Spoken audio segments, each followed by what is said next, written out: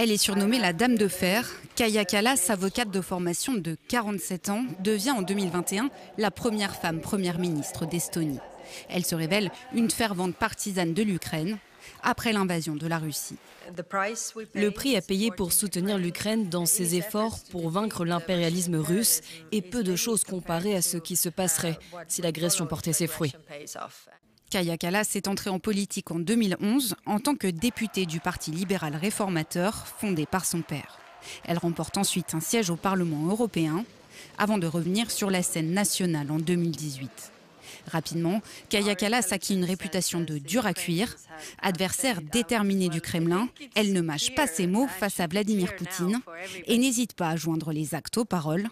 En 2022, elle fait retirer d'Estonie les monuments de guerre érigés sous le règne de l'URSS et s'attire les foudres de Moscou qui la place sur la liste des personnes recherchées, une première pour un chef de gouvernement. Mais son attitude combative lui apporte aussi des soutiens en Europe, où elle se fait championne de la défense de l'Ukraine, multipliant les efforts pour augmenter les livraisons d'armes et durcir les sanctions contre Moscou. Un temps pressenti pour remplacer Jens Stoltenberg à la tête de l'OTAN, Kaja Kallas a dû faire face à des pressions dans son propre pays.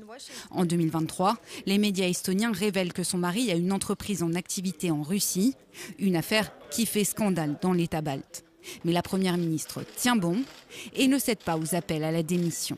Au final, l'affaire n'aura pas terni son image. Avec sa nomination au poste de chef de la diplomatie européenne, elle devient la première femme issue d'un ancien pays de l'Union soviétique à accéder à un poste de premier plan au sein de l'Union européenne.